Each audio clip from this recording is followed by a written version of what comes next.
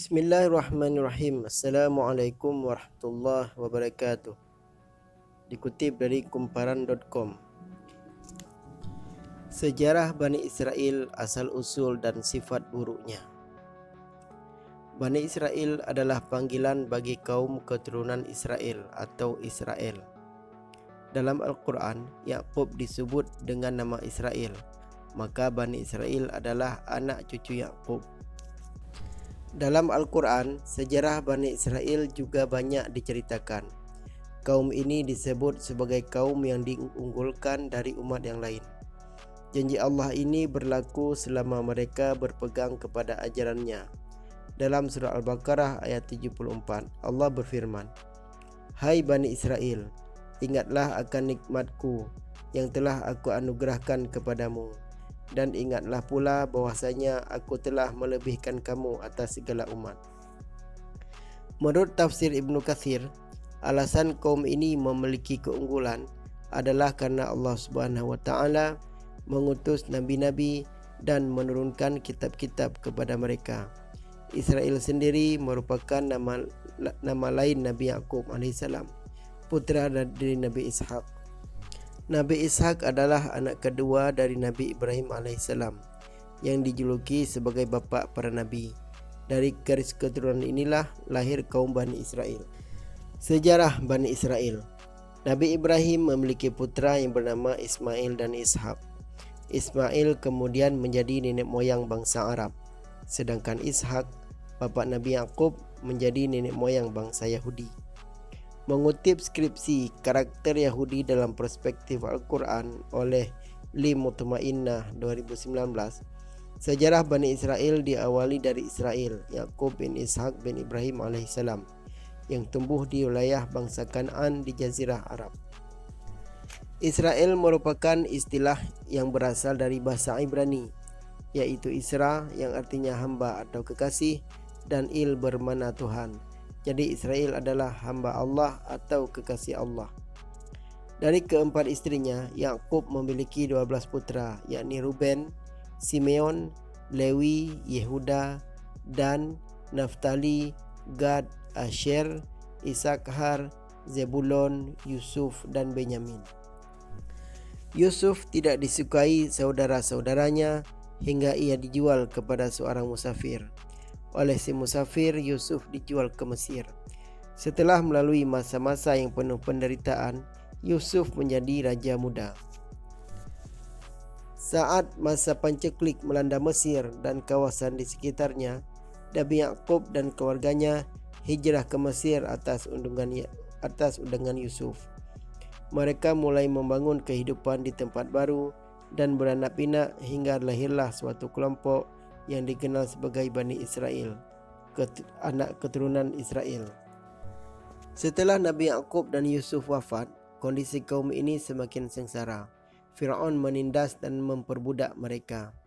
Ia membunuh anak laki-laki karena adanya ramalan bahwa akan lahir seorang anak laki-laki kelahiran Bani Israel yang menjadi penyebab hancurnya kerajaan Firaun. Mengutip sifat Bani Israel menurut Muhammad Quraisyhab di dalam tafsir Al-Misbah karya Heti Handayati Hasibuan, pada suatu hari lahirlah seorang bayi laki-laki. Atas petunjuk Allah, sang ibu menyelamatkan sang putra dengan menghanyutkannya di sungai. Si bayi ditemukan oleh keluarga raja, kemudian dijadikan anak angkat yang dinamai Musa. Musa beranjak dewasa. Ia diberikan petunjuk oleh Allah bahwa dirinya bukanlah anak kandung Firaun. Sejak kecil, ia memang sering kesal dengan perilaku Firaun yang berperilaku sewenang-wenang terhadap rakyat. Karena Firaun berbuat semena-mena, Allah mengutus Nabi Musa. Allah telah membekali Nabi Musa dengan mukjizat-mukjizat yang luar biasa, namun Firaun tetap mendustakan Allah. Kemudian Allah memerintahkan Nabi Musa untuk membawa Bani Israel keluar dari Mesir. Mereka dikejar oleh Firaun dan pasukannya. Namun atas izin Allah, Nabi Musa dan kaumnya dapat menyeberangi Laut Merah. Dan sungguh telah kami wahyukan kepada Musa Pergilah bersama hamba-hambaku Bani Israel pada malam hari dan pukullah untuk mereka jalan yang kering di laut itu. Engkau tidak perlu takut akan tersusul dan tidak perlu khawatir akan tenggelam. Surat Taha ayat 77. Firaun dan pasukannya ikut menyeberang. Namun setelah Nabi Musa dan kaumnya sampai di tepi, Laut Merah kembali seperti semula. Akibatnya Firaun bersama pasukannya tewas tenggelam. Setelah menyelamatkan diri dari Mesir, Bani Israel digiring Nabi Musa menuju ke Tanah Sinai. Menurut tafsir At-Tabari, jumlah Bani Israel yang keluar dari Mesir bersama Nabi Musa saat itu sebanyak 600.000 orang. Kekufuran Bani Israel. Bani Israel telah menyaksikan berbagai bukti tentang kebenaran Nabi Musa. Mereka dibebaskan dari kekejaman penguasa zalim, menyaksikan mukjizat tongkat yang berubah menjadi ular, serta melihat lautan terbelah dan menenggelamkan Firaun beserta pengikutnya. Namun, beberapa kaum ini tetap tidak mengambil pelajaran. Mereka kufur kepada Nabi Musa karena telah terpengaruh oleh paham paganis bangsa Mesir.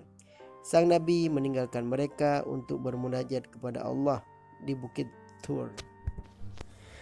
Tidak lama setelah kepergiannya, Bani Israel membuat patung anak sapi dari emas dan perhiasan untuk disembah. Mereka bahkan mengancam untuk membunuh pemimpin mereka jika dihalang-halangi. Ketika Nabi Musa kembali, ia sangat marah.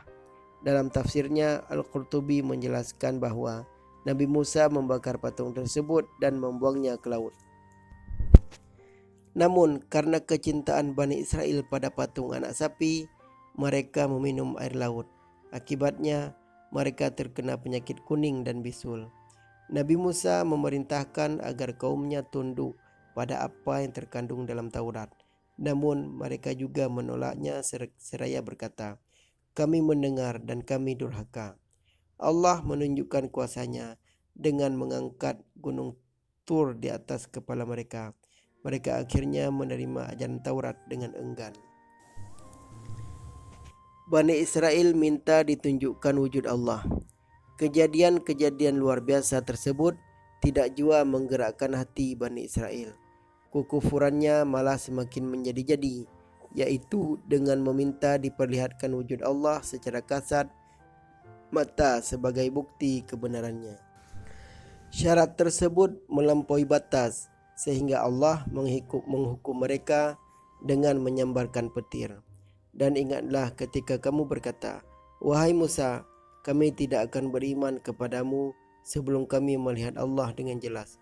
Maka halilintar menyambarmu sedang kamu menyaksikan. Al-Baqarah ayat 55. Setelah orang yang tersambar petir tersebut meninggal, Nabi Musa berdoa agar ia dihidupkan kembali. Allah menunjukkan kasih-Nya dengan membangkitkan orang tersebut. Tujuannya tidak lain adalah agar mereka bersyukur. Surah Al-Baqarah ayat 243, Allah berfirman, "Apakah kamu tidak memperhatikan orang-orang yang keluar dari kampung halaman mereka, sedang mereka beribu jumlahnya karena takut mati?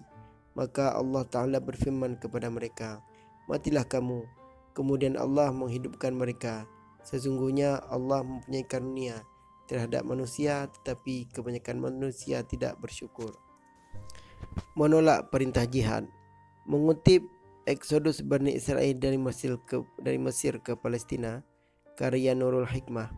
Suatu ketika Nabi Musa alaihissalam mengajak kaum ini untuk berjihad di jalan Allah Subhanahu wa taala dengan memasuki Bait Al-Muqaddas. Terdapat pemimpin otoriter di dalamnya.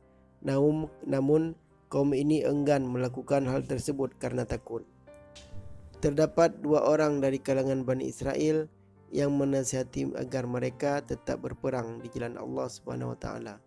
Namun nasihat tersebut tetap tidak diindahkan. Dalam surat Al-Maidah ayat 24 dikisahkan mereka berkata, "Hai Musa, sampai kapan pun kami tidak akan memasukinya selama mereka masih ada di dalamnya. Karena itu pergilah engkau bersama Tuhanmu. dan berperanglah kamu berdua. Biarlah kami tetap menanti di sini saja." Keengganan Bani Israel untuk taat kepada Nabi Musa juga terabadikan dalam surah Al-Maidah ayat 22 yang artinya, mereka berkata, "Hai Musa, sesungguhnya di dalam negeri itu ada orang-orang yang sangat kuat dan kejam. Kami tidak akan memasukinya sebelum mereka keluar darinya. Jika mereka keluar dari sana, niscaya kami akan masuk." Melansir laman Kemenak, kaum Nabi Musa tersebut merasa lemah dan takut. Bahkan mereka ingin kembali ke Mesir karena penduduk tanah suci itu adalah orang-orang yang kejam dan kasar.